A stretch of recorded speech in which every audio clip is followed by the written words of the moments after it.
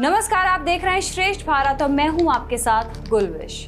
एक जमाना था जब बाहुबल के बिना राजनीति करना और सत्ता में आना नामुमकिन सा था, लेकिन दौर बदला और वक्त के साथ चुनावी समीकरण भी बदलते चले गए। वहीं कुछ दल जो बाहुबल के नाम पर सरकारें बनाते थे, वे दल भी खुद को उनसे अलग करते दिखे। वहीं कुछ दल ऐसे भी आए जिन्होंने अपना चुनावी एजेंडा ही माफियाओं के खिलाफ कार्रवाई पर रखा। ऐसे में एक बार फिर चुनाव जारी है और यूपी के दो बाहुबलियों ने लोकसभा चुनाव को लेकर अपना स्टैंड क्लियर कर दिया है। धनंजय सिंह ने बीजेपी के समर्थन का ऐलान कर दिया है, तो वहीं राजा भैया ने कहा है कि हम किसी पार्टी का समर्थन नहीं करेंगे। अपने अपने इलाके की सियासत में मजबूत प्रभाव रखने वाले यूपी के इन दो बाहुबलियों के रुख के बाद चर्चा यूपी बिहार की सियासत में सक्रिय रहे या मजबूत दखल रखने वाले दूसरे बाहुबलियों की भी होने लगी है। धनंजय बीजेपी की सपोर्ट में आ गए हैं, लेकिन राजा भैया न्यूट्रल हो गए हैं। ऐसे में बात इसे लेकर भी हो रही है कि यूपी बिहार का कौन बाहुबली किस खेमे में है। पूर्व सांसद धनंजय सिंह की पत्नी श्रीकला रेड्डी को बहुजन समाज पार्टी ने अपना उम्मीदवार घोषित किया था। श्रीकला ने पर्चा भी दाखिल कर दिया था, लेकिन ऐन वक्त पर बसपा ने उम्मीदवार बदल दिया। नामांकन के आखिरी दिन मायावती की अगुवाई वाली पार्टी ने श्याम सिंह यादव को टिकट देने का ऐलान कर दिया। वहीं पर्चा दाखिले के बाद टिकट कटने से खफा धनंजय सिंह ने भी अपने पत्ते खोले और सत्ताधारी पार्टी बीजेपी को समर्थन देने का ऐलान किया। वहीं प्रतापगढ़ के कुंडा से विधायक रघुराज प्रताप सिंह उर्फ राजा भैया न्यूट्रल हो गए हैं। राजा भैया ने फैसला किया कि उनकी पार्टी लोकसभा चुनाव में किसी भी दल का समर्थन नहीं करेगी।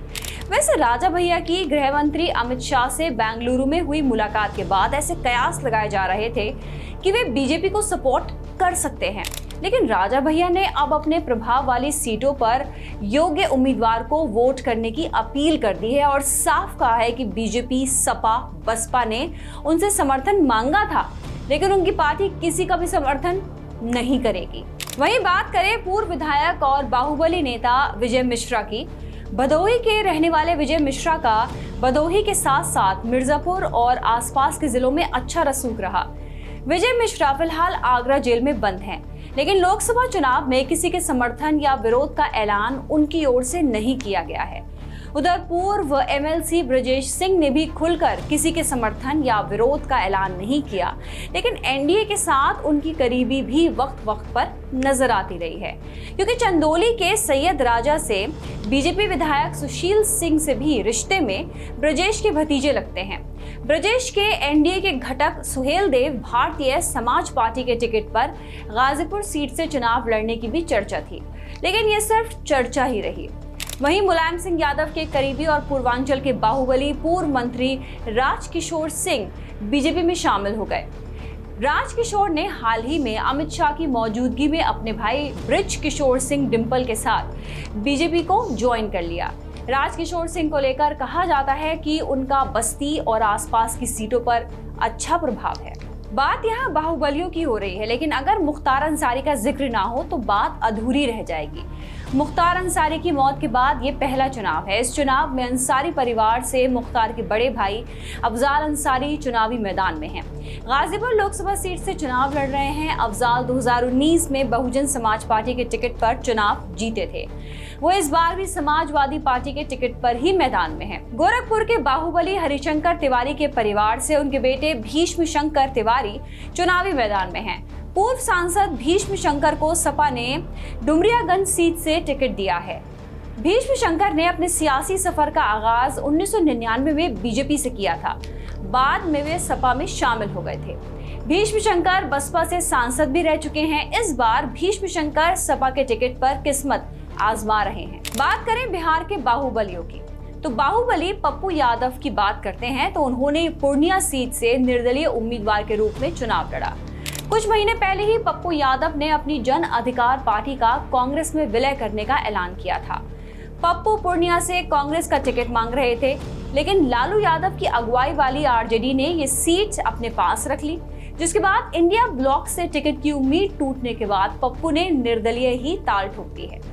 बाहुबली अवधेश मंडल की पत्नी बीमा भारती को आरजेडी ने पूर्णिया सीट से चुनाव मैदान में उतारा था।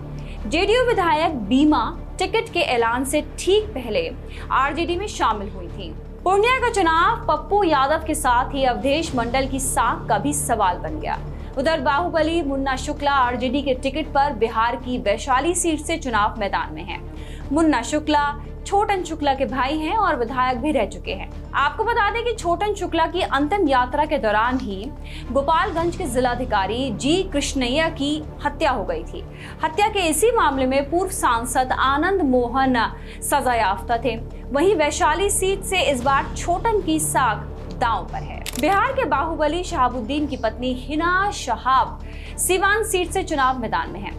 कभी आरजेडी के बड़े चेहरों में गिने जाने वाले शहाबुद्दीन की पत्नी निर्दलीय उम्मीदवार के रूप में चुनाव लड़ रही हैं। हिना इस बार भी आरजेडी से टिकट की दावेदार थी, लेकिन टिकट नहीं मिला तो निर्दलीय ही ताल ठोक दी। पूर्व सांसद आनंद मोहन की पत्नी लवली आनंद जेडीयू के टिकट पर बिहार की शिवहर लोकसभा सीट से मैदान में है। बाहुबली आनंद मोहन की पत्नी चुनाव से ठीक पहले ही जेडीयू में शामिल हुई हैं। इससे पहले आनंद मोहन का पूरा परिवार लालू यादव की पार्टी में था, लेकिन अब हवा का रुख बदल गया और आनंद मोहन और उनका परिवार अब एनडीए के साथ है। बाहुबली अशोक महतो का नवादा और आसपास की सीटों पर अच्छा खासा प्रभाव माना जाता है। नवादा जेल ब्रेक कांड में सजायाफ्ता अशोक ने नवादा सीट से अपनी पत्नी अनीता देवी को चुनावी मैदान में उतार दिया है। अनीता आरजेडी के टिकट पर चुनाव लड़ रही हैं। नवादा का चुनाव अब अशोक महतो की नाक का सवाल बन गया है। बिहार के गया जिले के रहने वाले सुरेंद्र यादव दबंग छवि के नेता हैं। लालू यादव और उनके परिवार के करीबी माने जाने वाले सुरेंद्र यादव 1998 में जहानाबाद से सांसद निर्वाचित हुए थे। तब सुरेंद्र यादव संसद में लाल कृष्ण आडवाणी के हाथ से महिला आरक्षण बिल की कॉपी लेकर फाड़ने के लिए चर्चा में आए थे। वहीं बिहार सरकार के पूर्व मंत्री सुरेंद्र इसके बाद कभी लोकसभा चुनाव नहीं जीत सके। सुरेंद्र इस बार महागठबंधन की ओर से आरजेडी के टिकट पर जहानाबाद सीट से चुनाव मैदान में है। इस सब से ये भी साफ हो जाता है कि चाहे राजनीतिक दल कितना भी नकारे, लेकिन बाहुबलियों का साथ उनके लिए उतना ही जरूरी है जितना चुनाव चिन्ह। वहीं राजनीति से बाहुबलियों का आकर्षण भी पहले की तरह अब भी बना हुआ है। बस फर्क इतना है कि कानूनी तौर पर बाहुबली जब खुद चुनाव नहीं लड़ सकते, इसके लिए उन्होंने नए रास्ते तलाशे हैं।